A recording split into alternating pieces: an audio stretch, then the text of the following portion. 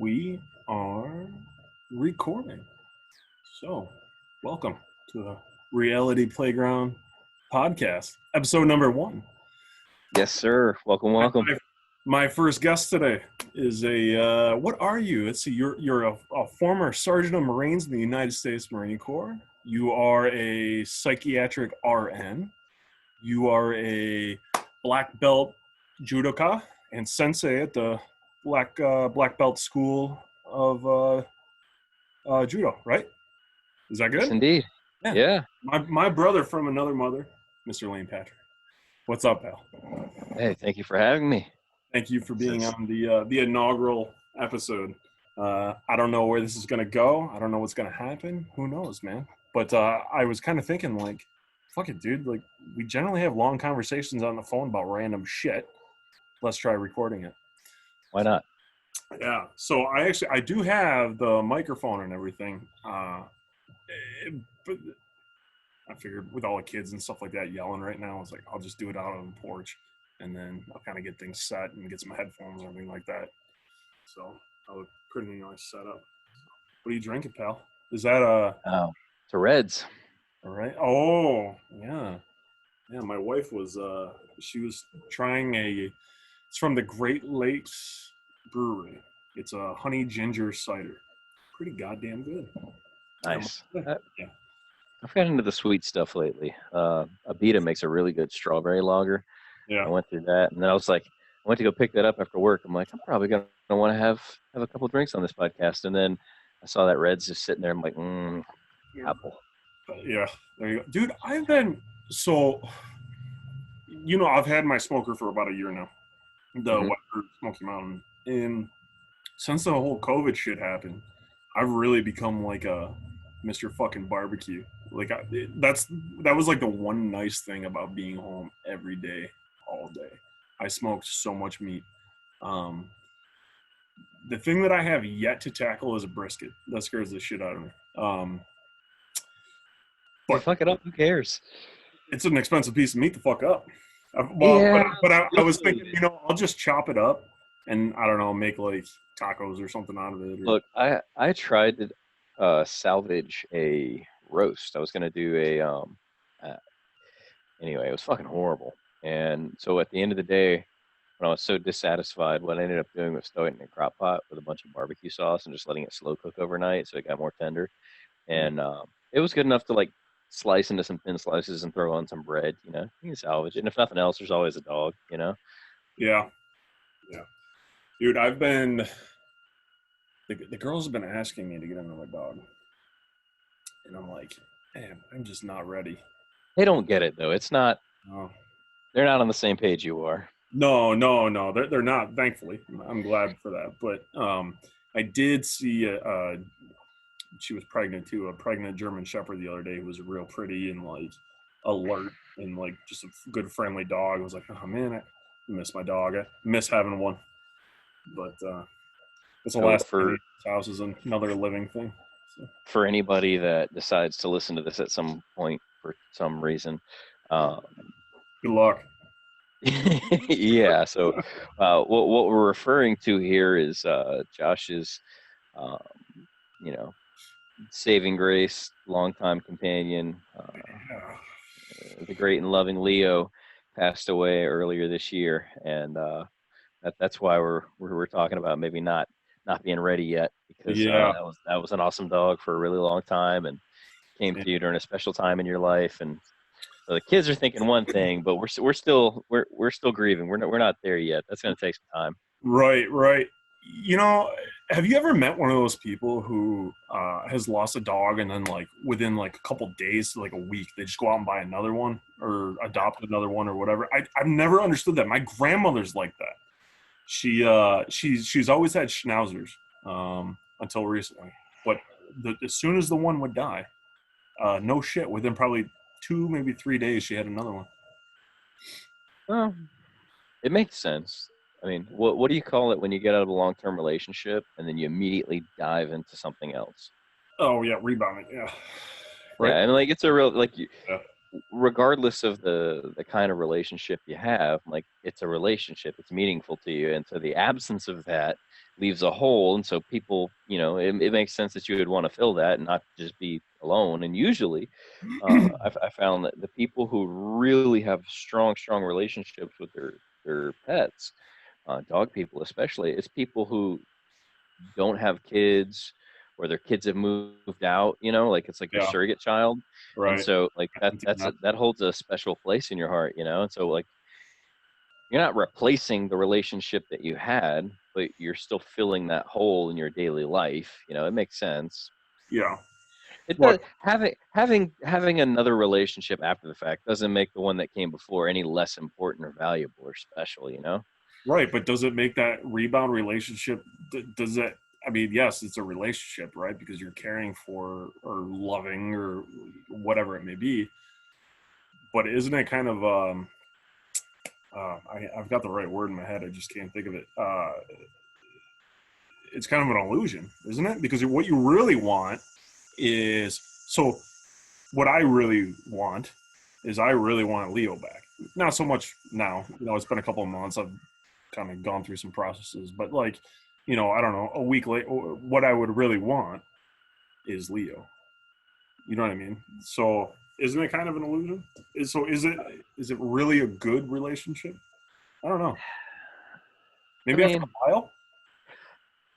if you just get out of a 10-year relationship and you're banging some redheaded chick named Tiffany, that's one thing. Like that could be a little reckless diving into something. If you're talking about adopting another pet, giving an animal a home, saving them from, the pound or something, like I don't think there's anything wrong with taking, the association you have of a former relationship and reinvesting that into a new and productive and healthy relationship, with somebody new. It, I don't think it's an illusion. You're taking what you knew it was good about something else, and you're looking for that same good thing somewhere else. And both parties can benefit. But I mean, like I Yeah, said, but if what you're happens being when you realize that it's its own living being with its own thoughts or well, that's personality? what happens. That's what happens. I mean, no, Right. no, So no body then is you're the same. disappointed. No animal's the same. So like you find out like, okay, like this isn't what I thought it was going to be, but that doesn't mean that it can't be a good thing. I mean, like when you're a kid and like you're sitting next to, Timmy in third grade or whatever, and you're best friends for the year, and then fourth grade rolls around, Timmy's not in your fucking class anymore. He's Right. three doors down, and you're sitting next to this kid named Dave. Like, who the fuck is Dave? You're not Timmy, but after a couple months, you're like, Dave's my best friend, like it's part of the human condition. We reach out for that connection. We need that love. We need that sense of community and acceptance and interaction. Like that's normal, and it's okay to grieve. It's okay to not be ready. But then at the same time, like it's okay to accept that things have happened, and it's okay to invest in a new relationship as well. It doesn't detract. Or yeah, or we all need something to help us cope, right? Uh, and so maybe that it's a coping mechanism as well. So you develop a love for it over time because it kind of helped you cope through a bad time.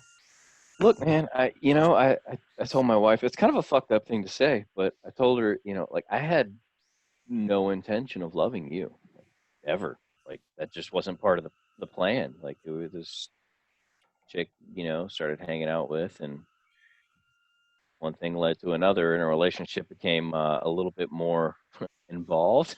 Yeah. and then fuck, you turn around, it's like holy shit, like I've spent 15 and a half years with this person, like oh, we got this fucking house that we've made into a home. We got, two kids now, fucking two cats and a dog. Like, how did this happen? Like, I didn't intend for this. I didn't plan Right. on this. But you know what? Like, I was looking for something, and one thing led to another, and it ended up being beautiful. And Mm-hmm. I'm supremely grateful for it. And I wouldn't have it any other way. Like Yeah. I'm an idiot. I stumble through life. I just kind of bumble from one Right. situation to the I'm next. barely But like, fucking I love hanging you, on, man. Like right? it's just chaos. I'm flying through space, man, and ping ponging along shit. And Right? a bumpy ride, but goddamn, it's been good. It's Yeah. you know, the at this point in my life, goddamn, all that bad stuff, all the toxic things. it all led me to this, and I would do it all over again. It's great, you know. It's I don't know.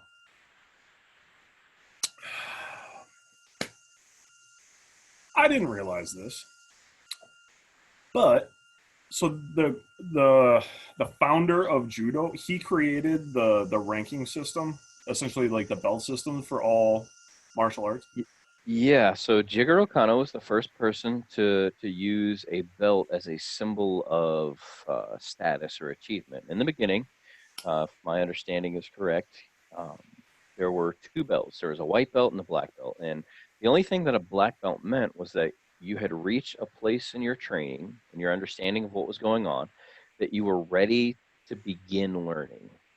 Uh, Right. there's so much that goes into the foundation of the art. There's such a steep learning curve on the front end that you're just trying to, figure out your ass from your elbow when you start, and then after a while, you kind of have a foundation laid, and you're able to spar, you're able to participate in the class, and you have an idea of sort of what things are supposed to look like and what good judo feels like. It all goes back to different jujitsu schools and stuff from back in the Tokugawa shogunate and the feudal lords and the samurai and all that. Those are the origins to it. So like it's a deep art, and there's a lot of different ways that you can take it. But the idea was that you can't just start. Like you have to you have to have a base understanding before you can really begin to grow and learn and actually get it, if that makes any sense, and develop your own approach to things. Yeah. Um, so yeah, and then over time, I think that changed. I don't know what's common in a Japanese dojo now, but we had the whole McDojo phenomenon, and karate got really big, and we love small rewards along the way, and so now there's just a whole bevy of different belts and colors and everything. It's standardized to a degree, but yeah, it's kind of an interesting story, man. The way all of that fell out. You want some history? Yeah, man. Sure. You want to talk about it? So I'm probably gonna butcher this, and I and don't it know may about it, so I'm curious. I would like to know. yeah. Like So I know Kyokushin history for the most part. That's the so Mifune growing up, so the last like piece of feudal Japan where you think of the samurai and the feudal lords, that was the Tokugawa shogunate, and that ended with the Meiji Restoration. Um, this and is how long ago? we're talking like 18 like 60s and up. Guys, I'm not a history buff, so don't hold me to it, but um, this this societal change happened, and the old way kind of became, let's say, uncool. And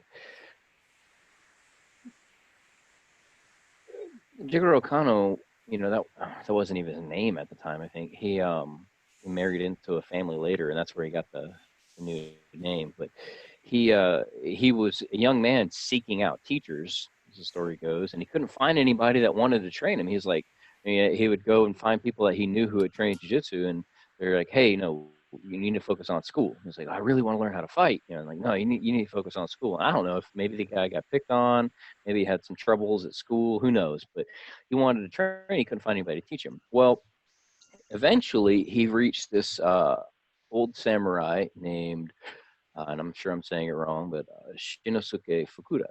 And Fukuda That's something you have to was, say like super fast and low, just in case. yeah, yeah, Yeah, just, like yeah, sugar. Yep. Anyway, and then yeah, and just kind of roll over it. Yeah. exactly. So Fukuda he had like a little uh, nine tatami dojo and like the straw mats. And this is not a very large piece of real estate that they practice on. A little tiny dojo, and he had like 5 students. And he accepted him as a student. And he trained, and eventually, um, the old man died, and Kano went and trained a couple other places, and then went on to found the Kodokan, incorporating what he had learned in different schools and trying to kind of assimilate all this into not just a fighting art, but a philosophy for life and a way to go about life, in the monastic warrior sense. And the idea is that this is going to be something good for everybody. Well, funny enough, you think about Japanese society and like I don't know. I've never been to Japan, but I think of like ancient Japan as being very strict, very formal. real big on etiquette and having special Discipline. rules for etiquette. Yeah, and yeah, a whole lot of discipline. You know, family was a big deal. Well, Fukuda had children, had a granddaughter named Keiko, and Keiko ended up becoming one of Kano's students later on, and he actually set up an area inside the Kodokan, the school he founded, for women's training. And this was kind of unheard of. It wasn't really normal. We're talking like, you know, I guess like early 1900s. You think about like the gender equality movement. You think about like how conservative Japan was. It was kind of wild to have a woman training. Um, and apparently she was just fucking awesome at it, and she became the queen of kata. She was judging kata like into her 90s here in the States. It was wild. She died back in 2012 or 13, and there was Amazon did a series, a docu-series on prominent Japanese Americans. They actually did an entire episode on her. Anyway, so Kano accepted her as a student, and she ended up getting promoted to 10th Dan, the highest rank there is in the Kodokan. And Can I that stop was you kind for of wild the way that just a quick came full question? circle. Go ahead. Well, it's kind of a comment, and then I'm just curious what your thoughts are on it. So, I understand what kata is, but I would I love don't to know. I don't understand like the meaning behind it, and the relevance of it to actual combat. Sure. So it's super simple. Um, Kata is a demonstration of theory. It's a physical enactment of like the gross theory behind a movement. So Okay. most people think of kata, if they know even what it's supposed to be, they think of like Daniel San on the mountain with the sun setting and they're moving through forms and they're practicing independently, right? And it looks sort of like a workout, sort of like a slow dance kind of routine. It's very choreographed. Well, in judo, kata is this. Let's start with the first kata, the nagi no kata, the forms of throwing. It is a story told between uke and tori. Uke is the person who is attacking; he is the aggressor, and tori is the judoka, the person who's demonstrating the techniques in response to the attack. And so throughout these series of attacks, these kind of sections, if you will, the way they kind of break it down, um, you know, okay, he's mad and he tries to use force against Tori, and Tori uses his force to throw him. And so in each section, this would be really good if we pull up a video of it, but like in each section, the attack that is used is exploited to create the throw. And the idea behind the throw is I'm not really going to fight this guy. There is no like hard block in judo. It's not he's going to throw a punch or a kick and I'm going to resist it. It's like I'm going to take that and I'm going to use it against him. It's going to be a gentle thing, a passive thing. I'm just not going to allow him to hurt me. And so essentially, and you find this out if you ever have to perform kata, uke like does a lot of the work throwing himself. It sucks because you anticipate it. As somebody who's practiced the kata, like it's hard to be a good uke because you know the throw is coming, you have to go with it. But if you don't know that it's coming, if you really commit to that certain strike, that certain shove, whatever it is, and then somebody uses that against you, you're completely caught off balance.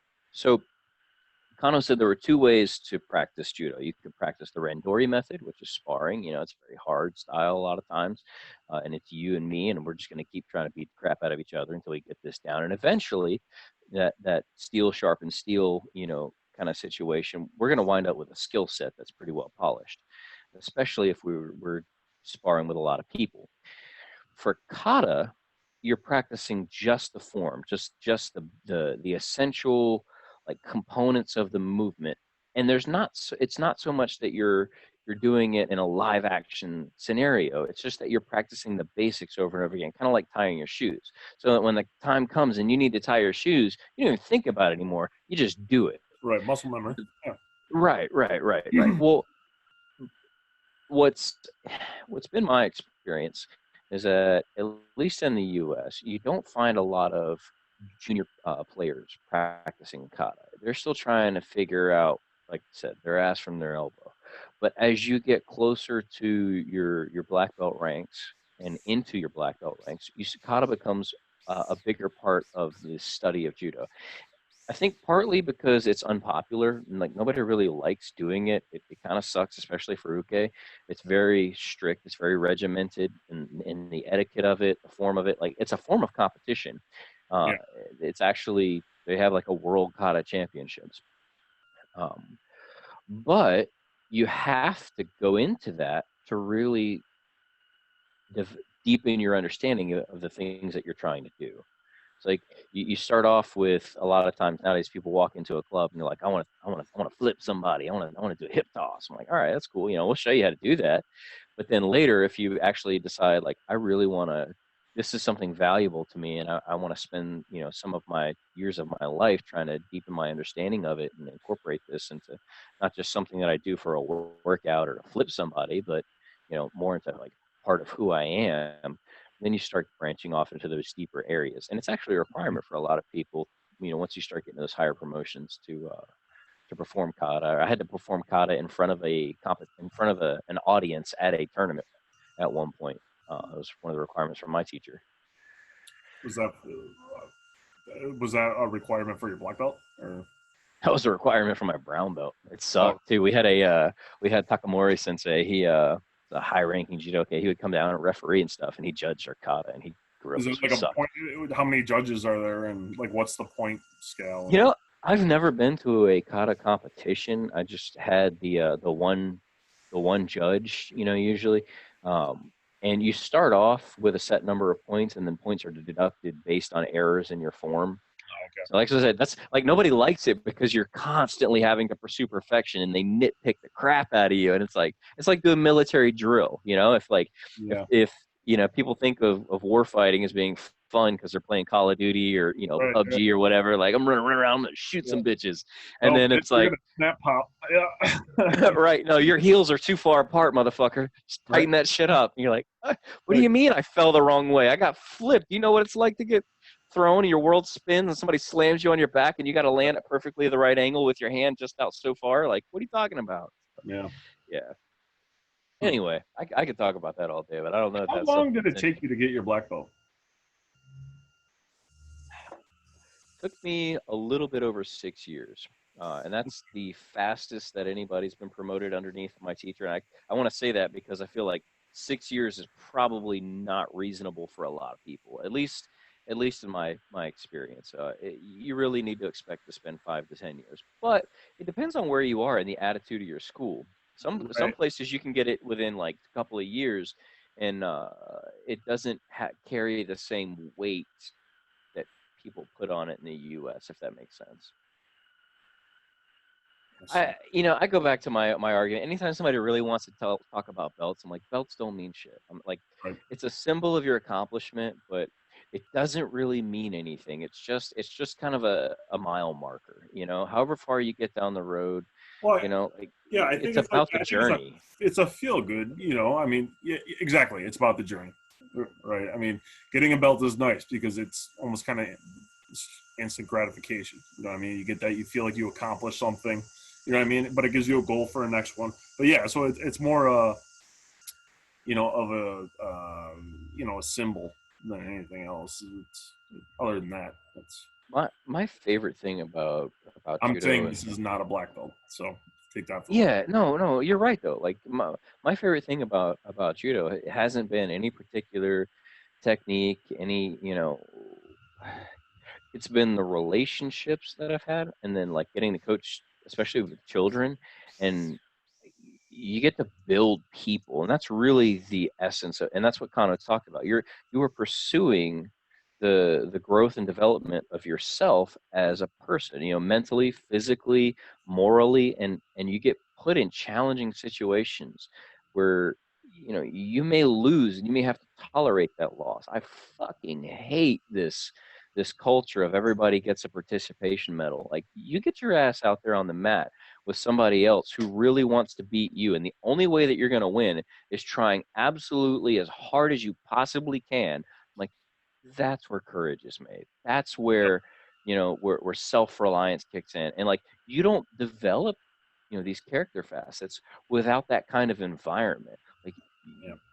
you're going to be soft and weak unless you challenge yourself. And it's like, you don't have to be soft and weak. You can be tough, but you kind of have to choose to Right. grow, Yep. So anyway, that's my soapbox.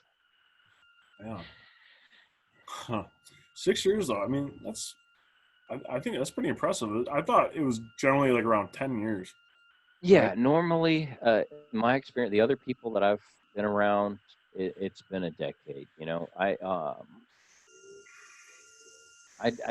I came in, and after like a year of doing classes, pretty much every single class, and that I started being an assistant teacher, helping coach kids. And that honestly, that helped me learn way faster than anything else, because you're seeing it. Like, I'm an idiot. We already said this. Like, I need you to explain shit with crayons and construction paper Right. and big pictures and Explain few it like words. a five. Yeah, exactly. Yeah, and so like getting there in the kids class, I'm like, okay, I understand now, and uh the repetition, that helped. Also, one of the big things is it's not just, you can't just show up like and train. You actually, at some point, you have to start giving back too. And so when there's two essential components in judo. One is Serioko Zenyo, which is maximum efficiency through minimum effort. Like this idea that should be involved in everything that you do, which is really great if you're lazy. If I don't want to work really hard. I want to work smart. Right. But that applies even in a fight situation, even in a sparring match, even in a relationship conflict with somebody. But then also there's Jita Kaioi. Jita Kaioi is the idea of mutual benefit and welfare for everyone involved.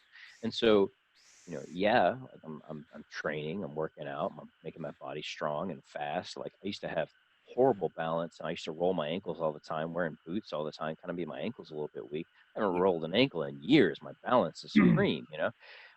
But even then, like, there's more to it than that. There's a societal aspect of it. And so getting to teach other people, not only did it reinforce what I was learning, but I got to help somebody else make themselves better, through the collective effort. Mm. And that was a big thing. And we had a certain point with my teacher, Sensei Diane, like, she fifth degree black belt, Odon, and like, you had to teach. You didn't. You couldn't just show up. You had to compete. You had to teach. You had to perform kata. Like, you really had to grow and hit all the areas that were necessary. So I really just kind of leaned heavy into that, and I was at a good time in my life to do it. And I think that was one of the big reasons for that kind of rapid advancement. Yeah. Well, I've told you this before, man, but that school's lucky to have you, man. They really are. Thank So you, man. This whole COVID thing sucks, dude. I can't train right now. yeah, I was just wondering, what are you doing for working out these days? Well, I'm part of a yoga group. There's just a handful of people in it, pretty spread out, so I feel okay about that. And then I've gotten up. I go to the gym sometimes. It's really, really early, and there's nobody in there. Yeah.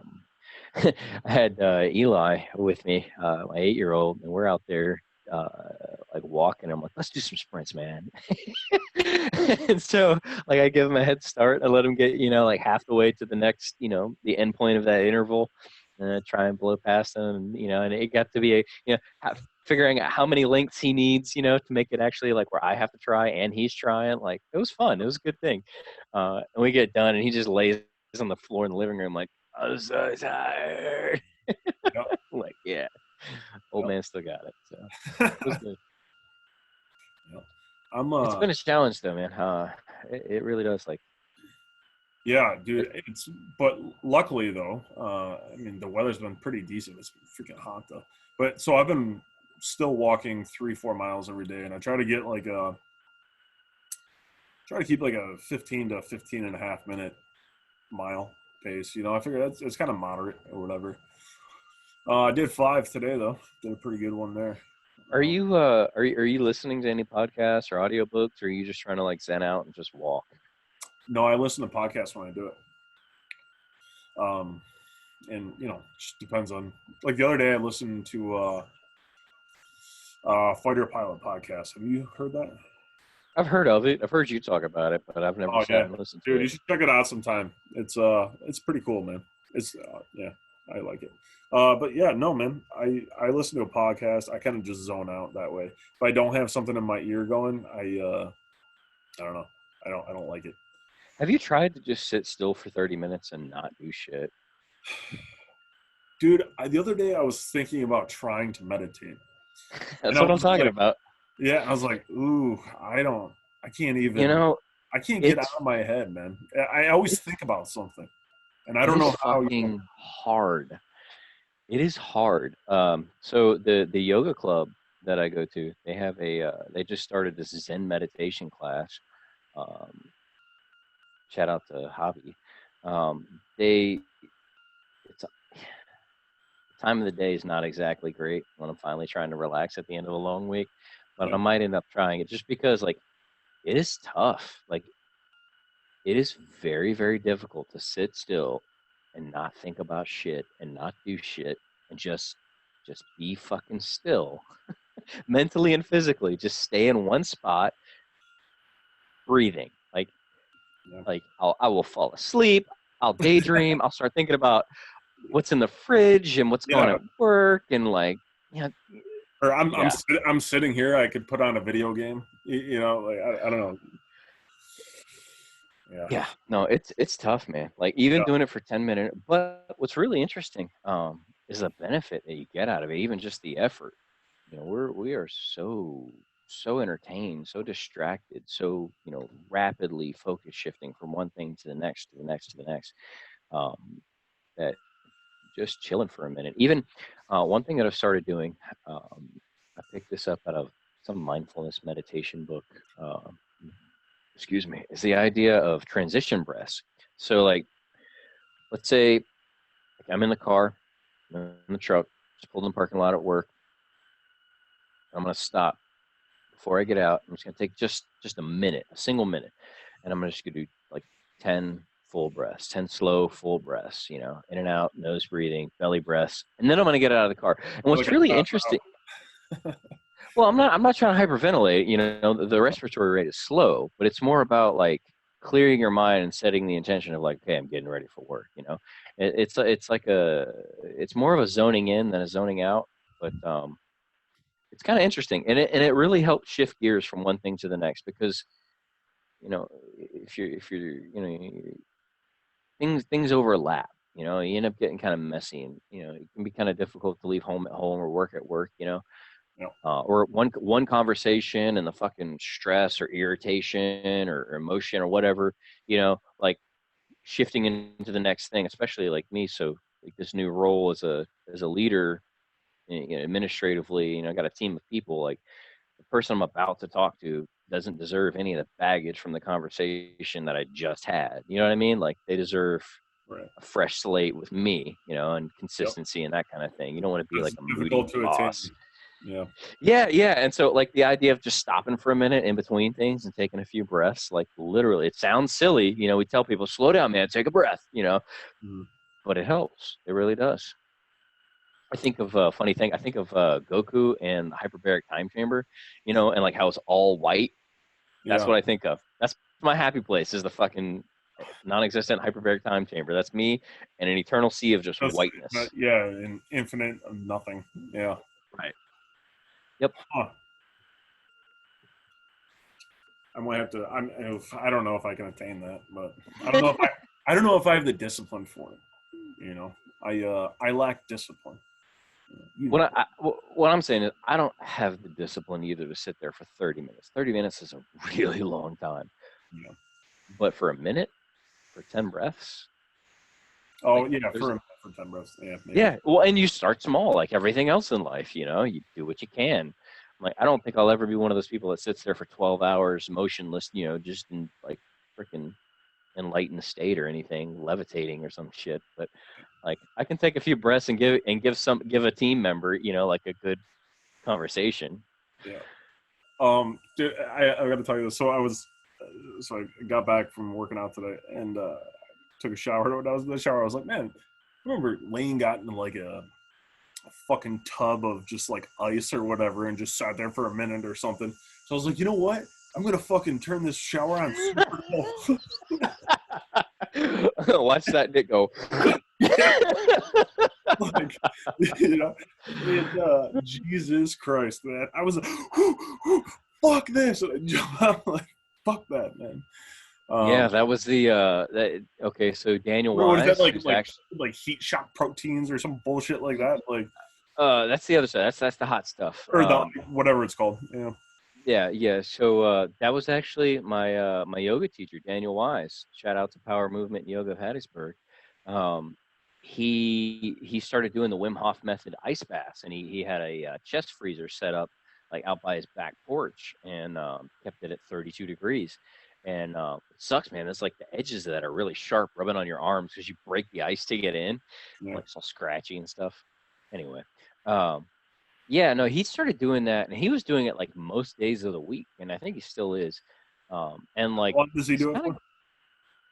he'll do it for several minutes. Like he'll do, like a round or two, and a round is it's cycles of breathing. And so if you do like 2 rounds, it ends up taking you like 2 or 3 minutes. Like it takes a little bit. And I remember him saying like several months ago, he figured out that like 5 or 6 minutes was like what it actually took to get his mind empty, to hit that like Zen state of okay, now I'm not thinking about shit but breathing. Like it takes that long of being struggling through that. What's really crazy is how good you feel after that. Like it's fucking sucks. Like I don't know. I think of you ever have just a really good shit, and you're like, Yeah. you just walk out of the bathroom like, man, I feel good, right? Often. Like, hey, Like, I walk yeah. out of that bathroom like I'm a fucking king. Like like where's my turkey leg? Well, you think about that, like how you have a really good shit and like your whole body feels good. Like you didn't shit with your shoulders or your back, Yeah. you're fucking like your neck pain or whatever it is, but like everything feels better. And so when I had that ice bath, man, like, and I psyched myself up for it too. I went to the gym for like 2.5 hours before that. I'm like, I'm gonna work everything. Yeah. And still, man, I slept like a baby that night, and got up the next day and I was just like, yeah, it was like my mind took a shit. Dude, another thing, when I knew I was going to talk to you today, I was feeling lazy as fuck today. It's Monday. I've been tired all goddamn day. I didn't sleep very well. I was like, man, Mondays. yeah, I was like, man, I'm not going to get a workout in today. I was like, no, I'm fucking, no, there's no way. Like, I don't know. I just felt like I had to today because I was talking to you. So I was like, I don't know. It was like a motivating thing. Like, all right, I need to make sure that I'm not a lazy bitch today. I don't know. Just because you're a very motivated guy with many interests. So, um, dude, can we talk about the fact that the goddamn government came out and said that UFOs are real, and and and that they recovered craft not of this earth? Okay, so I have no idea what you're talking about, but it doesn't surprise me. Well, it surprises the shit I out of figured it me. was coming. Like They've been I denying figured we've it been. for 70 something years, you know? So I my feel question like we've. is why now, you know? Okay, so Or is it a sleight of hand? Like we're just like disinformation, you know? Excuse me. all Ooh, right, disinformation has a motive, right. right? Disinformation is you're either trying to prevent something or work towards something. You're trying to get to an objective or away from something that's unfavorable to you. So for whatever reason, there would be a motive behind disinformation. It could be just not wanting people to panic. It could be not wanting to lose control of the situation or a society. Yeah. But I'm of the mind that with over the last 2-3 generations, we've been slowly kind of immunized against the panic. With Hollywood and I know these are creative endeavors, of independent people, but it's like we've gotten to a point as a society where I feel like we're kind of ready to accept extraterrestrial life. Like we're ready to accept this and not just lose our mind. Um, Especially now with COVID going on. So, yeah, because it was like with everything that's going on, you know, and then they just kind of casually slip that in there too. But people are still panicked about COVID. You know, there's protests, but there's also rioting. You know, and everybody's focused on that with the upcoming election. You know, and then they just kind of throw that one in there, almost kind of making me think like later on, like when it, you know, they could be like, yeah, we told you, you just didn't listen. You know. I don't But know. anyway. 2020 has been kind of a fucking dumpster fire. I don't. I would say that's accurate. Yeah. Yeah, yeah. Um, I, I don't know. It's super easy to get real paranoid and imagine boogeymen. You know, like reality is scary enough as it is. Right. Um, I don't see the point in disinformation. You know, like I love a good conspiracy theory. You know, I love the whole idea of stargates and multiverse, and you know, like Right. ancient alien astronauts and everything. Like I fucking love it. Like I go to sleep listening to this stuff every night. Yep. Um, what's the point? You know, what's the end game? What do you get out of it? You know, like if you So were you think if that you they're were just like, yep, and that's what it is, and take them at face value? I think we've hit a point where whether by design or by default, everybody's got fucking cameras. The internet is we've been struggling to kind of lock it down and hold security and control over it. You know, whether it was Napster or Tor or VPNs, like we struggle. Okay. You know what I'm saying? So like So kind of why the fight it? Like, like well, no matter what, the truth always ends up coming out. You know, like if it's a big enough truth, if it's something that's happening, you know, whether it's the Holocaust or ETs, like we're you can only try and cover it up for so long, and then you just hit a point where like everybody fucking knows, dude. You know, like yeah. everybody knows. Like you and I personally, we stood outside on the fucking in the street at Camp Bahia looking up at the sky with NVGs. I'm like, that shit's not normal. Yeah. Like, I don't know what that What the is. fuck is that? Yep. That thing just moved from there to way over there really, really fast and back and forth. And like, are Pulled we right watching this? angles and like zigzagged, and dude, it was And my thing with that is, why? right. Are Yeah. you just like some redneck ET, like doing fucking donuts in the mud? Like, yeah, check out these 90s, bitch. Right. I'm about to drop it down to 10,000 feet, Right. motherfucker. Right. You know, like, Yep. why? Yeah, and it's like their version of like a classic muscle car or something. You know, it's like Right? they go with like Fucking Chevelle or something. pipes. Like, yeah, Yeah. you know. Yeah. I'm like, why you got headers on your spaceship, bro? Like, look at them dubs. Like, Right. I don't know. You know, that's anthropomorphizing, but um I why? Like, for my personal experience, like there were multiple lights in the sky, and so I remember thinking, like, are these evasive maneuvers? Like, are you are you fucking jinking and juking on somebody, or like, why would you be moving like that?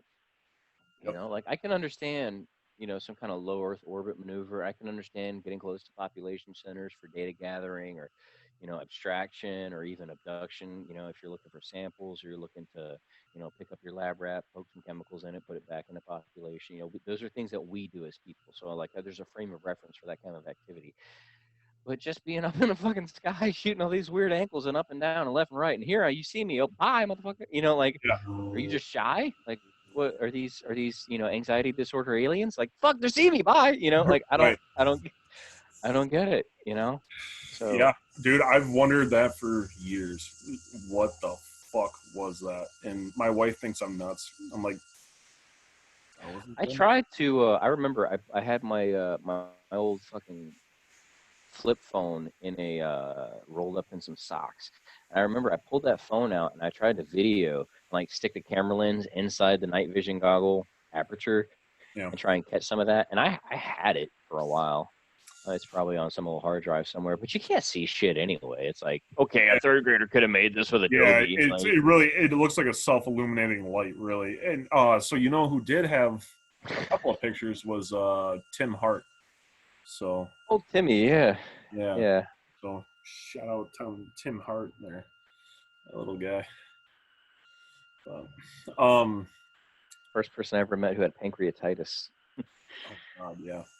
Remember, he almost died for like 3 days. Yeah, man, and it happened to him like a couple of times, I think. I don't know. That poor dude. Wild though. That was one of those moments where I'm like, holy shit, we're home, and you're still gonna die like all of a sudden. Like, what the hell? Yep. Life is short. Yes, it is. It sure is. But no, I don't know what press release or news conference or New York Times. Yeah. Right?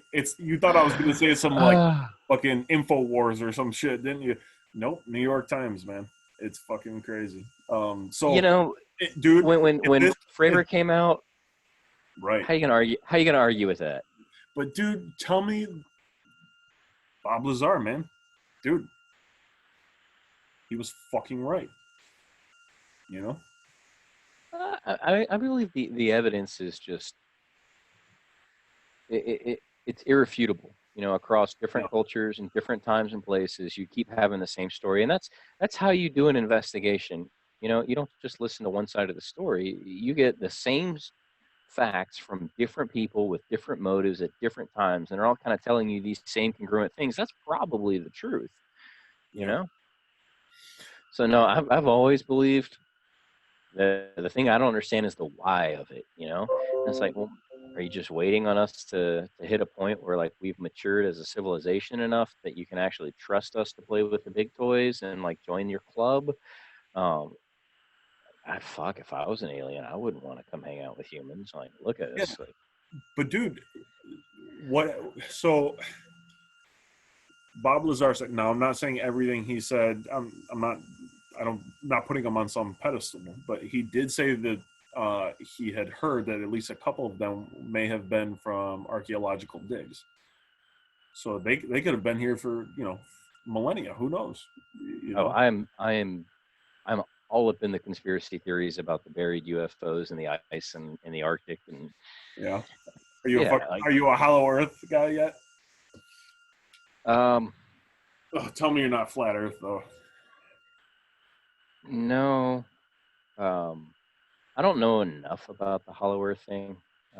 All I can say is I haven't been there, so I don't know. You know, fair enough. I'm one of those. I'm gonna doubt everything. Like even, working in medicine, it's like, hey, we've got this new great drug that's gonna help you out. It's be awesome. We got tons of research backing this. Been working on this stuff for a long time, and it's like, ask your doctor. If you deal with blah blah blah. And then about 6 to 12 months later, it's like, if you were a loved one, have taken the drug known as blah, blah, blah, blah, you may be entitled to money damages. I'm like, we don't know what the fuck we're talking about. Your dick might fall off.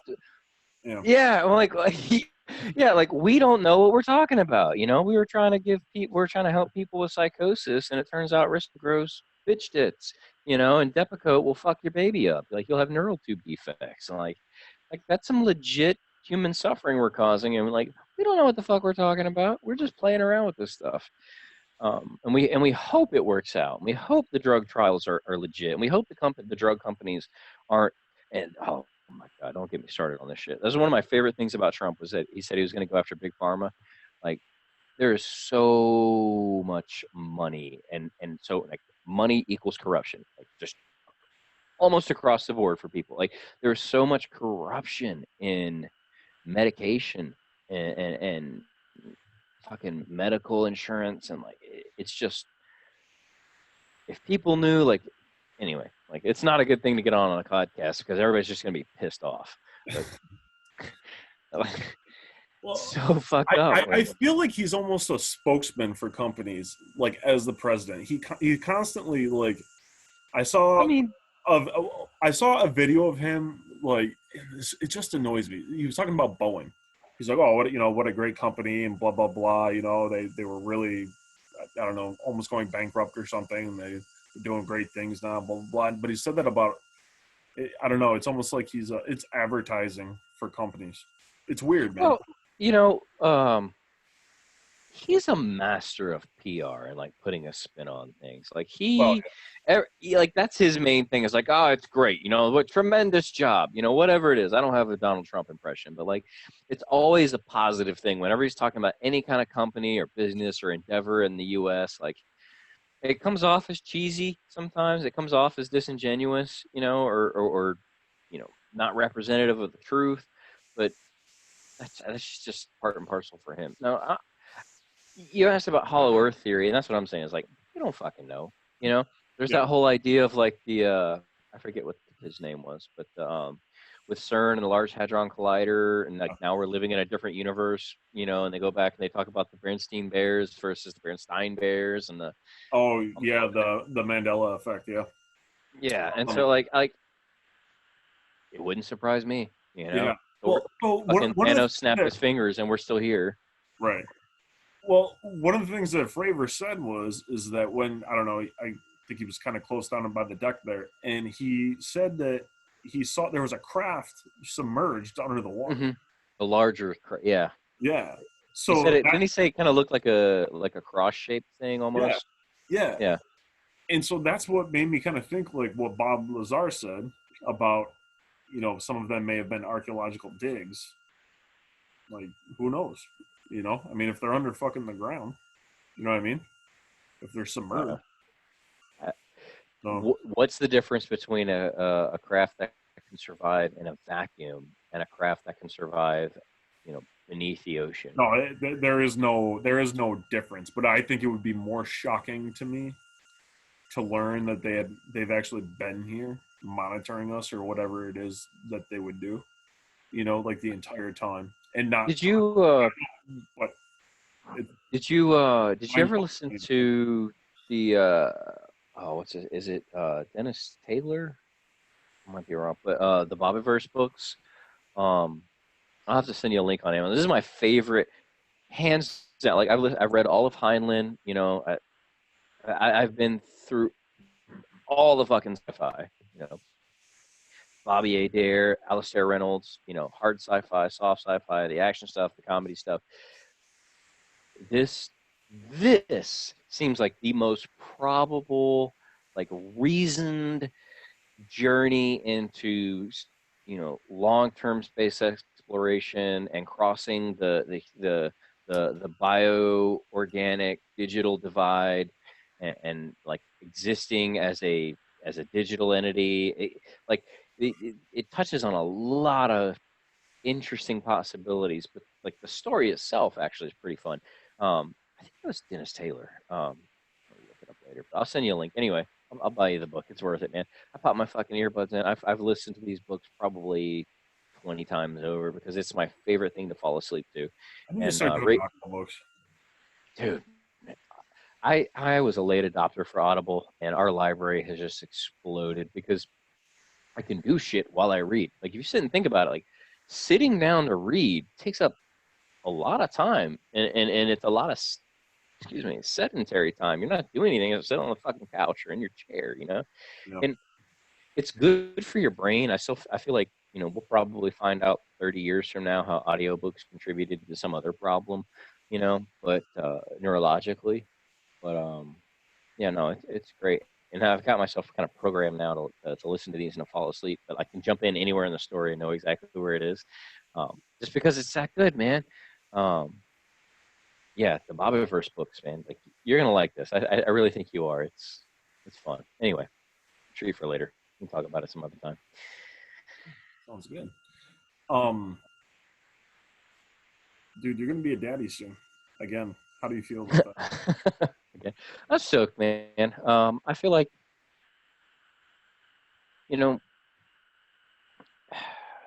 So I heard people say things, when my son was born about, you love at first sight, or you see him and your whole world changes. And I'm like, I didn't fucking get that. You know, like I held this weird, like fucking cone head looking thing, you know, like he was in the birth I know canal that. for a minute and his head was all squished. And I was like, Yeah, this thing is weird. like I'm going to protect you and I'm going to care for you, but like, Well, yeah, like it, you have this, it, yeah.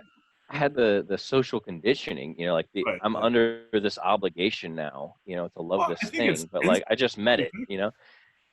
You don't think Like, it's instant? no, it wasn't instant for me. And I'm not saying like it wasn't instinct for me to love, but it felt like an instinct to like, okay, like you just shit yourself, I'll clean you up. Like, I don't know. well, yeah, and then, like I said, you feel obligated to do these things, but it feels like I'm gonna come back to this idea, but it felt like I was pretending at first. I'll come back to the pretending. Mm. Um, And so, you know, yeah, not quite the fake it till you make it idea, but like I'm just gonna do these things because I feel like I'm supposed to because it was ingrained upon me. It wasn't like a natural thing. It just, like I said, it didn't feel real. It felt surreal, and it wasn't until probably a year, you know, around that first birthday, moving forward, that like you really start to get an idea of like your kid's personality and who they are and like what they like and their temperament and everything. And then from that point forward, it becomes increasingly more fun. Like you just kind of slope your way up into growing a person and then also knowing the person and loving the person.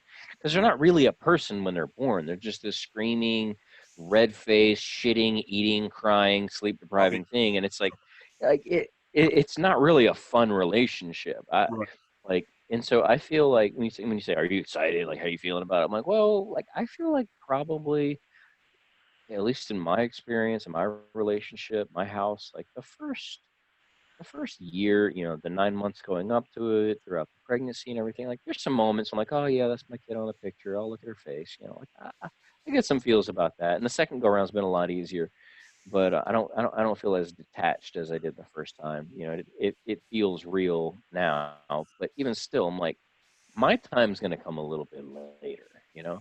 My time's going to come in the wee hours, you know, when we're having that 3 a.m. feeding and like you give me that smile, you know, like Yeah, like you see me and I see you, that kind of thing. So like yeah, right now that, I'm like, yeah. That's how I felt when my kids were born. It's I don't know. It felt very surreal to me.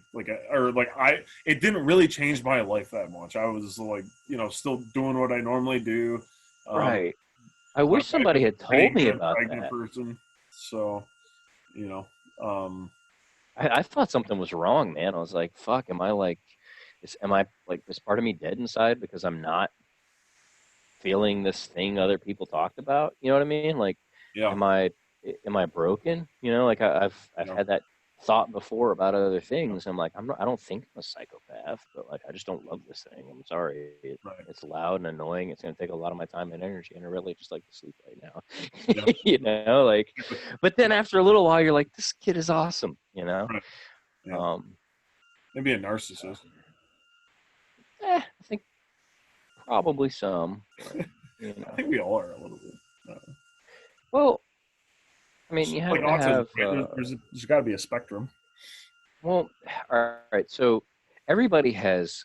Remember, you're playing in my swimming pool right now, so everybody You has. know more than me, so that's kind of why I ask because Yeah, I don't like know. everybody has, a degree of narcissism. Everybody has a certain degree of obsessive compulsiveness or anxiety about things, and it's not until you start to have issues in your work life or your relationships or your functioning that we start to call it a disorder, and it's a spectrum. Like nobody's 100% sane, nobody's 100% crazy, and you can shift back and forth in your lifespan. So yeah, I mean, maybe. I'm like, you always think about things in relationship to yourself. That's natural. Like, altruism is a virtue that's hard to find in people because it's not human nature.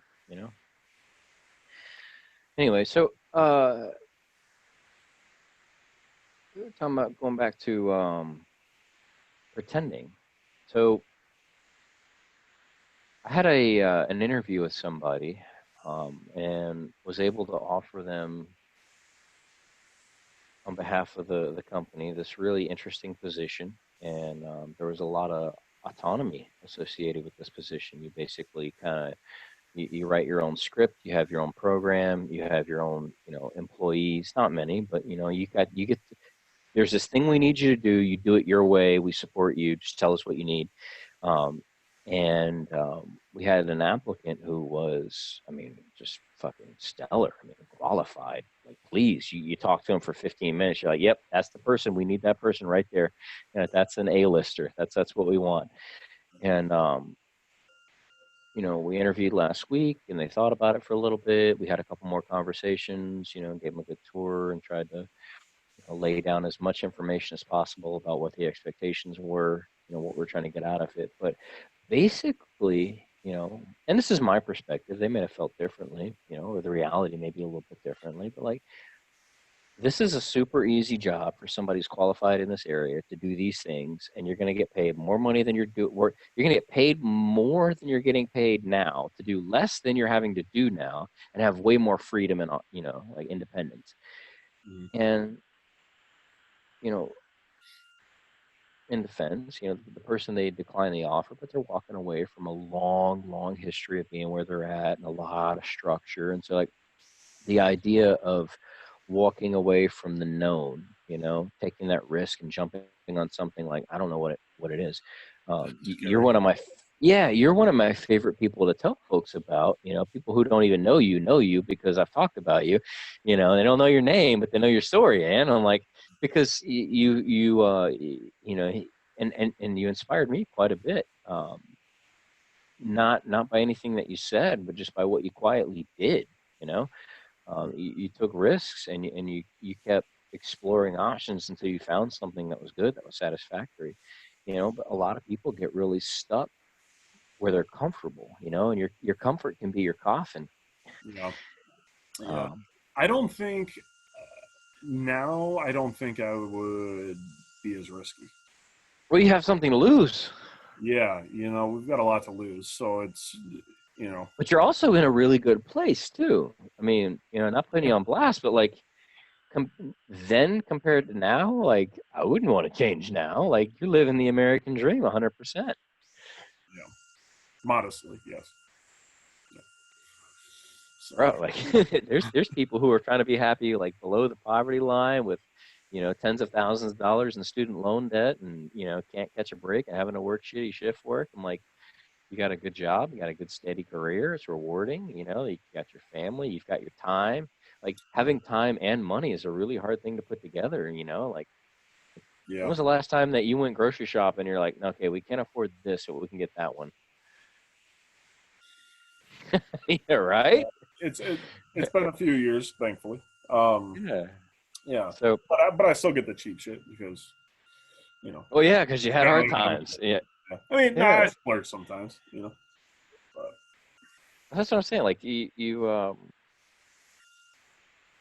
get used to things, and like, I really feel like one of the secrets to success sometimes is just pretending, because like, you're not going to be someone else, you're not going to grow until you try, until you go through the motions of being somebody else. You kind of try it on for a little bit, and then I remember being 18 years old, and I had just bought the Jeep, the old Cherokee, that's still sitting right outside this window.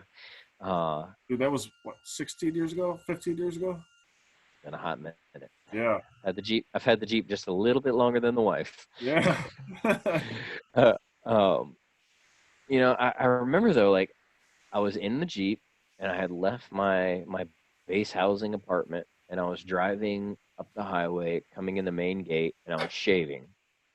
I had my little electric razor, and I was shaving, and I was like, I stopped and I look at myself in the mirror for a second. I'm like, bro, like, you're shaving on your way to work. I'm like, this feels like you're pretending to be I felt like I was pretending to be a grown up. I'm like, I'm not a fucking grown up. Like, it was like balls early, like blue light time in the morning, before the sun's really up. And putting on your makeup. Yeah. I'm like getting ready for work. I'm shaving on the way. I'm like driving my own vehicle. I remember thinking, like, this isn't me. Like, but I'm like, I'm not this yet. but if I keep going, I will be, you know? And so you hit that point where like sometimes you just got to jump in, you know? You can't just put a toe in and go, nah, like fucking jump in, swim, you know? And like that's where growth is made. That's you have to challenge yourself. And sometimes it's not just picking an activity, sometimes it's taking a new career, it's moving to a place, it's getting into a relationship. Like it real growth is fucking hard, man.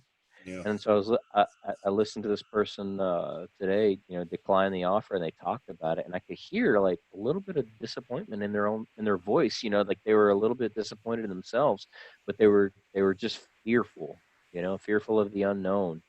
And hey, come here, say hi to Uncle Josh. Hey, Bob.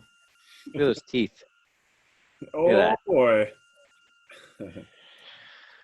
So yeah, it was kind of wild, man.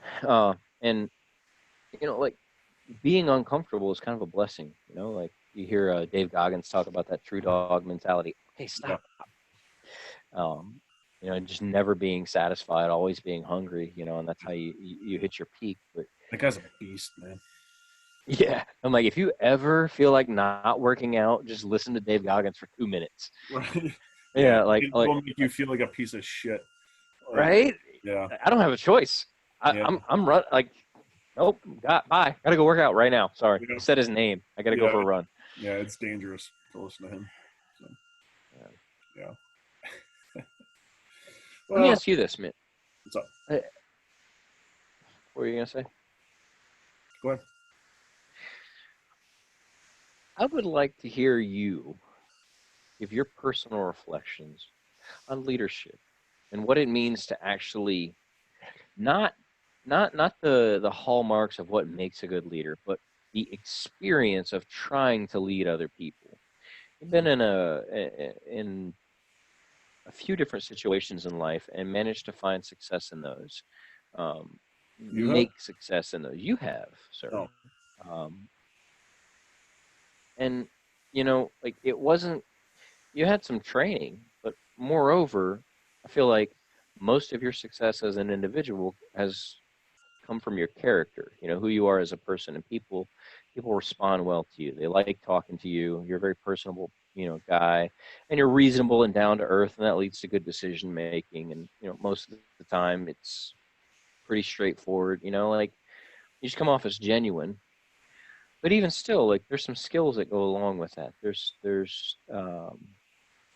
experience to be had. And so, you know, I look around, man, like I said, 2020 has been a fucking dumpster fire. We really need leadership, and there's no real consensus on what the right thing is, you know.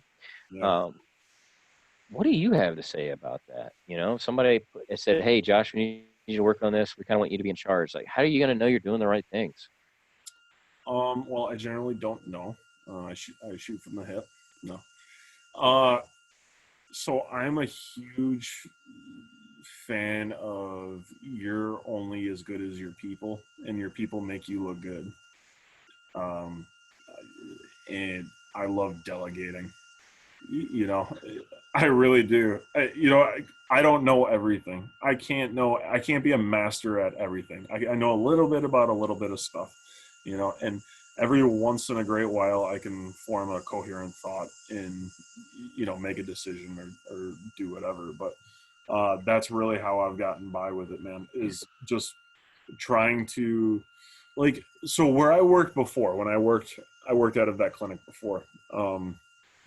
Uh, as a kind of a personnel manager or operations manager. There was a woman there who had been there for, I don't know, probably 6, 7 years or something. She had applied for that job for the same position that I got, and they did not select her. So she was a little bit bitter with me at first. Understandably, like I got it. Honestly, she really deserved the job, and it was her. She just didn't have the experience managing people. Um, so anyway, so we didn't really hit it off at first or whatever, but I don't know, she was a stellar employee. She really is. I mean, we all have our issues, but she forgot where I was going with this. Oh yeah, so anyway, I recognize that she was good at what she does, and I just gave her more responsibility. That's really what I did. Is I threw 2 or 3 things at her just to see how she would do, and she was doing really well. She was asking questions, stuff like that, and dude, I essentially molded her to have my job, and you know. Anyway, so when I left there, she actually got my old job, which she deserved, rightfully so. But no, I mean, it's kind of a shitty explanation, but it's really just recognizing who you have working for, using their strengths, you know. And like I said, I only know a little bit about a little bit of stuff. I'm not a master at everything. So I don't know if that's good advice, man, or very insightful, but you know, Yeah. why? What's your philosophy? Is that not? I'm still figuring it out, man. I got offered this role, and it's not something I ever would have picked for myself. But the the person who recommended me for it, and the offer kind of came out of the blue. I put a lot of value in their thoughts on things, and so I was like, well, if they think I'll be good for it, fuck it, I'll go. I was pretty unhappy where I was. I mean, I love my coworkers, but I've been there for a long time, and I was just felt like I was stagnating. Um, and so I found myself in this new role, and I went from managing like lowest level totem pole, fire team level kind of leadership to having 20 to 30 employees in a given month, and trying to manage learn all this fucking medical business lingo, and a new work environment and new systems, and so like the first couple of months I've just been trying to keep my nose above water. But then also like trying to create like some momentum and an atmosphere of hope and camaraderie, and um, it's interesting because you got a limited framework to work in. There's only so many things I can do, and Oh, you only know, so much power that you have to affect yeah, things. But dude, it's tough managing different personalities, and I don't know. That's honestly that's why I really left. I don't like managing people. It sucks, man. It's there are some rewarding things about it, but and it's just not for me. I just don't like it. But, yeah, I think the jury's still out for me. I'm not, ask me in a year how I feel about it. I'm still, it's going to take some time. I think you'll do just fine.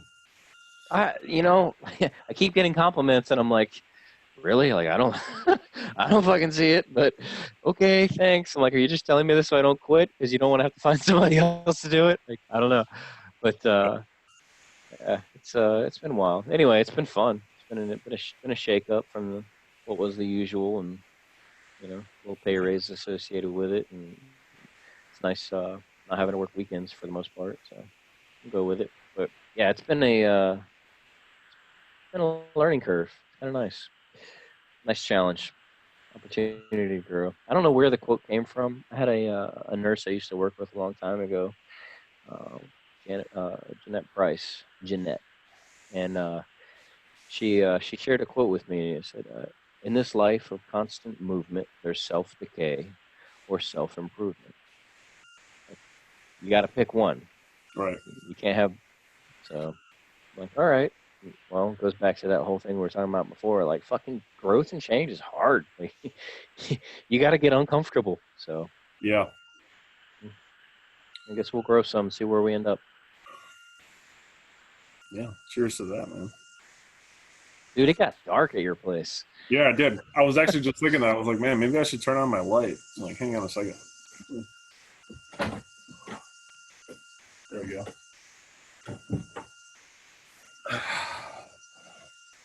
There. There you go. Perfect. See that sexy face now? Oh yeah. Yeah. How's little man doing? Are they going back to school or? I got a link to an email or press release or some shit I got to read. I came home and chilled out for a minute and tried to, instead, do those transition breaths and just get away from work mode for a minute. But like, yeah, I don't think anybody knows what the fuck they're doing. There's talk about going to like a hybrid school or online, and what I'm really expecting is that it's all going to be online, and we're going to get tired of paying for taxes for schooling that we're not really getting, and then we'll see a. I'm really scared. I'm really worried that the level of education and accountability in education is just going to drop off, and our fucking like it just got sprung on everybody, you know. But like the Yeah. last couple months of that last school year, like our teacher that we had, you know, like there just wasn't shit happening. Like Dude, you know what they need? So I don't know. Up here, our school district, you know, they did the best they could, right? But it wasn't, right, you know, actually my 8-year-old, her teacher did actually a really good job. She met with them twice a day, in the morning and the afternoon, all week, Monday to Friday. It was really good. My oldest, though, it was kind of hit or miss, and we had no idea kind of what was going on. mm-hmm. But in my opinion, if they are going to keep them home, right, and our kids are going, if that's the option, they're going. Um, but if they are going to keep them home, it has to be regimented. Like, okay, they start at 7:30 or whatever time. Right. You need You the know what I mean? structure. And yeah, you got your first class. Boom. Okay, maybe you got 5 minutes or 10 minutes, whatever that bell would be, and then you're on to your next class or whatever. And that shit needs to go till 2:30, 3:30. You know what I mean? Like they Well, need so to have structure, man. the And I just counterpoint to that, I don't know, maybe it was Denmark. I remember watching a little documentary. It was about the public school in a European country, and they only went to school for like 3 hours a day, and yet their competencies at the end of their schooling was they performed better than most U.S. students, although they spent way less hours a day, and like a good long recess was part of it. And the idea was that like your attention span is is only so long, and then you hit a point where you just kind of turn off and zone out, and I think back to like daydreaming at my desk and drawing shit, and I'm like, yeah, I get that, you know. But there's we have this publicly funded daycare for a lot of people, where there's folks in the workforce who can't really afford childcare, or paying for some kind of youth program while they're at work trying to earn a living. And so the school day is so many hours long, and then the work life kind of revolves around that, and you have after school programs and stuff. But I really worry that the level of education is going to drop off, and then what we're going to see is just a rise of private schools, and like this big growth in public tutors, like people who are getting paid a little extra to come and sit with your kid, because the FaceTime is really important. Like, I'm not even talking about like the socialization aspect, which is probably the biggest thing. Like, I don't know what you remember from fifth grade social studies, but I sure as shit remember, the girl sitting next to me and my best friend at the time. Like, yeah. you need that that closeness to hold your attention. Like, I see the value in the online learning and going through course material, but you can do that shit at home.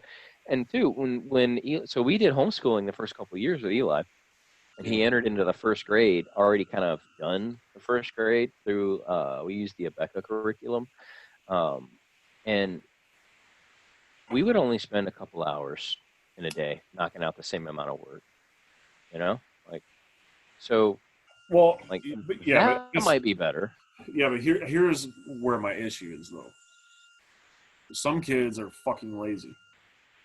You know what I mean? Yeah, So yeah, when yeah. I'm not home or my wife's not home, you think she's gonna go outside and get a good walk in or do I don't know, go fucking get dirty or something. I don't know. You know what I mean? No, she's gonna sit on her ass and she's gonna fucking watch TV. Mm-hmm. That's exactly what she's gonna do, Yeah. or he's gonna Yeah. do, Uh, whoever. I'm waiting for statistics on like obesity rates and the Yep, change since man. January of this year, Yep. suicide rates and the change since the beginning of this year, and Dude, suicide rates are. Haven't they already said something about how they've gone up, or I don't know how I, accurate I it is. I don't know. I would expect them to have at least tripled. Like just so much pressure on people, and I keep waiting.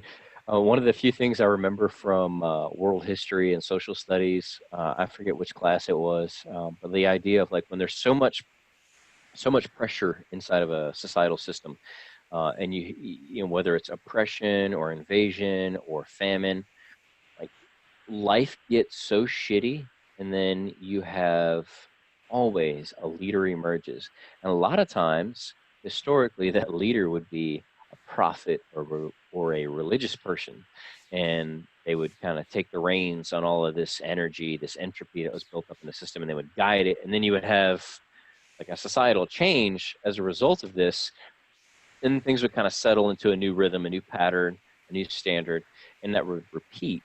And I keep waiting. I'm like, looking like Facebook, looking at the news, like who's going to be the new prophet? Like what's it going to be? You know, it's not Muhammad, it's not Jesus. You know, like it's not Gandhi. What's it going to be? Like, wait, we're primed and ready. Everybody's waiting. Like, somebody, please tell us what the fuck to do. Like, what's right? Fucking Mask, aliens, no man. mask. I'm telling you, it's fucking aliens. Right? Like, okay, like we're ready. You know, the oven is preheated. Like, Yeah. put this in there, bake this new society. Like, Right. Just rip you, that you, Band-Aid off, man. Just you, you asked me a question a couple weeks ago, and I've really been thinking about it. It just kind of fucking echoed in my mind. It keeps bouncing back to me in moments of quietness, you know. And it said, you know, you said, do you think this could be what the beginning of the end looks like? And I was like, what, like the apocalypse? Like, no, I don't think the world's gonna end. You're like, no, like you know, like the end of America, the end of our, you know, the way we live, or I forget the oh words that no you. no no no no. I wasn't saying like, oh my god, America, it's the end of America, blah blah blah. I meant like our end of as like a reigning superpower. Yeah, yeah, but like Yeah, I mean, that, there's I so don't think much tied America's into going that. anywhere, but No, no, I mean, like, well, geographically, it's this landmass is hopefully pretty stable. well, Um, I mean, there's ICBMs, you know. yeah. I'm sure we have What's that space fucking weapons. volcano out in the Canary Islands that like we just keep waiting for like the Oh landslide and then the big yeah, yeah. tidal wave. Yeah, weren't they saying that fucker's gonna be like as tall as like the Empire State Building or some shit? Like, Yeah, I don't. What, and the CIA relocated to somewhere up in the mountains, well above sea level. I don't know about that. Yeah. Are you still into chemtrails? Eh, I got off of that little kick. Onto I the got next. bored with it. Yeah, I got bored with it. Like, let me find something else to freak out about. Like, yeah. Yeah. Um, no, the end of that was kind of like, okay, cloud seeding is a real thing. Yeah. Beyond that, like, I don't know that it makes a whole lot of sense investment wise. When they had that press conference where they started to talk about stratospheric aerosol injections, I was like, okay, like there could be something to this. And then there was just crickets for a long time, and that guy got kind of lambasted and broke apart. And I'm like, eh. So, and the hard part about the chemtrails thing is like, man, like the same fucking people were talking about flat Earth. I'm like, well, flat Earth was sort of fun to think about for a minute. I'm like, like I don't want to sit next to that guy in the auditorium, you know? Like, like I see him at Comic Con, I'll be like, Yeah. deuces. Yeah. No sir. So Yeah. yeah, yeah. Like I enjoy wild thoughts and questioning everything, but at the same time, like I've been around the world a good bit. Like I don't know, I don't fucking know. Who knows? Maybe you cease. Maybe we'll go into solipsism, and maybe you cease to exist when I turn my head this way. Like I don't know. Like Yeah. We're living in a simulation. fucking Schrodinger's cat's pretty wild, man. Yeah. That's starting to be. Well, I'm starting to entertain the thought. I Yeah. wouldn't. I wouldn't Did say you see the? I'm bored yet. I don't do too much news, but I did see an announcement where we were working on a quantum internet. Did you see that?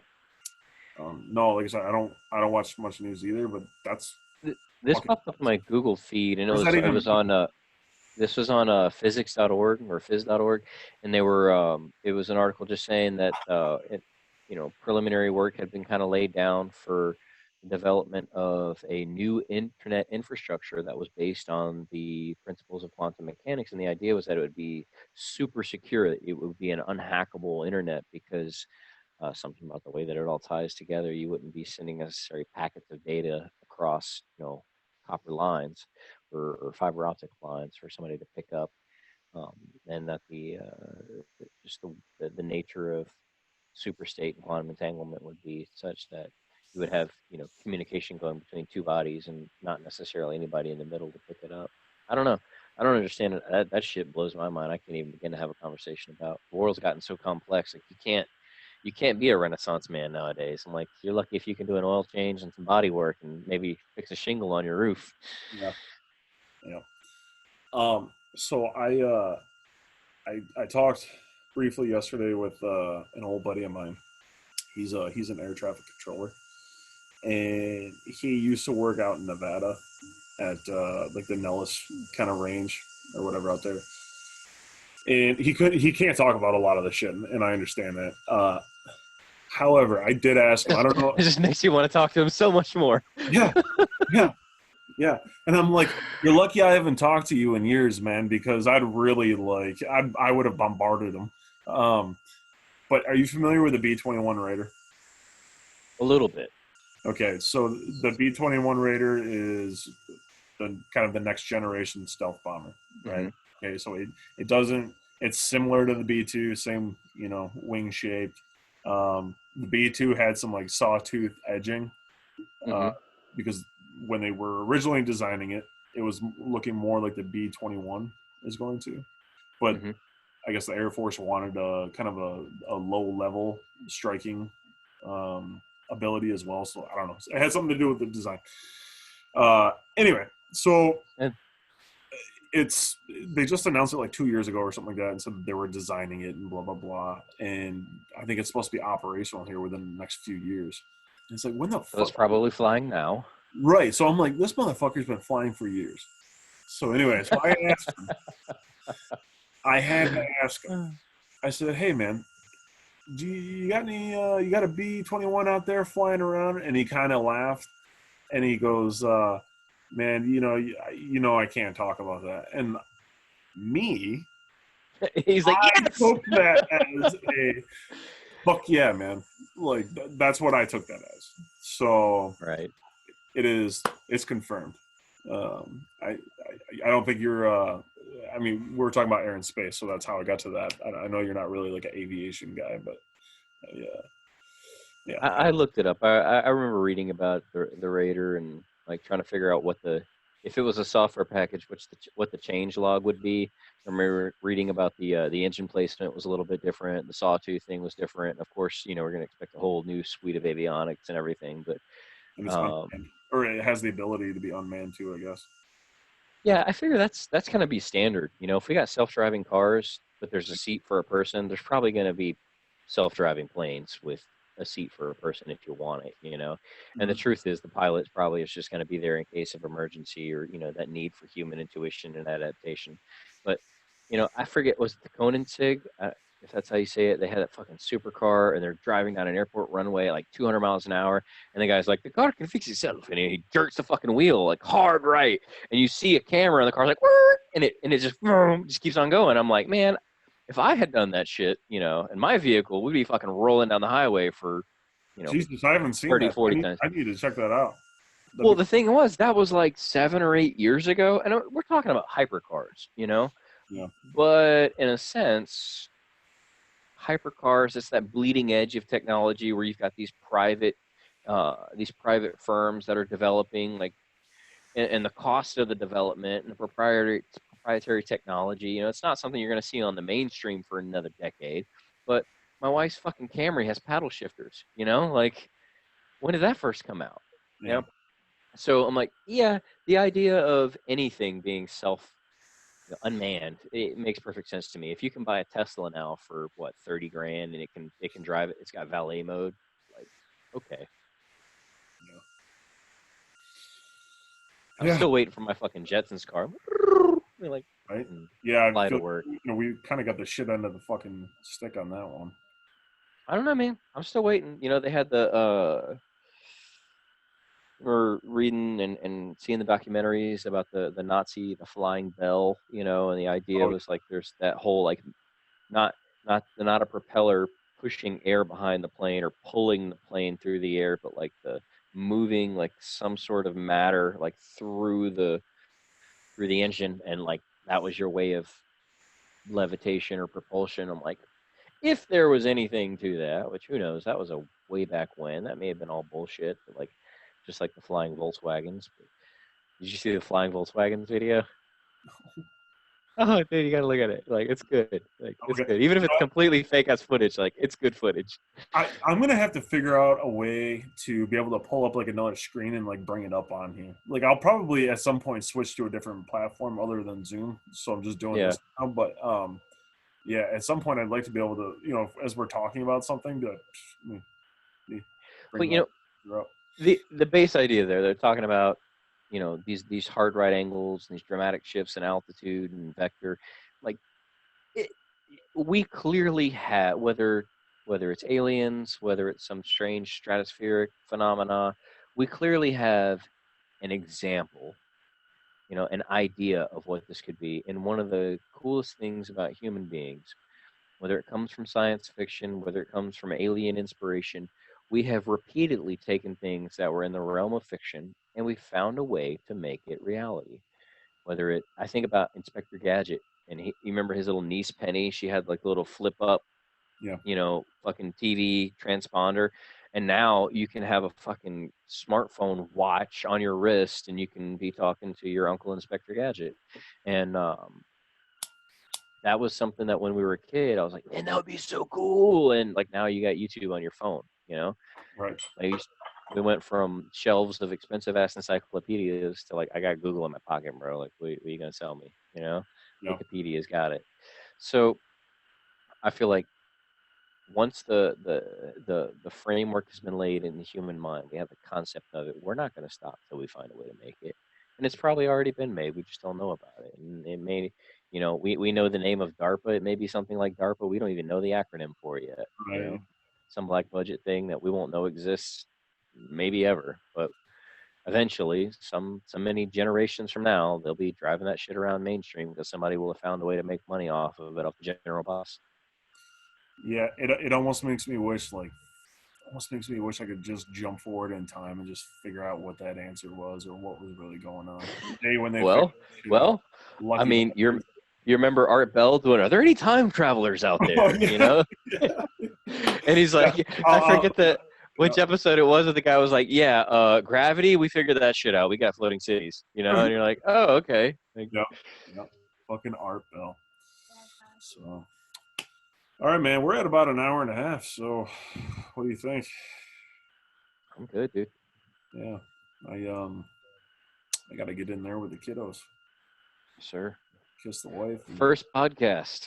my first podcast. Thank you, man. I love you, man. And Ah, thank you, man. I'm glad to do this. This is fun. yeah, we'll have to do this again. You know, when we are able to get together next too, we need to do it together as well. I think. You know, I think that'd be kind of fun.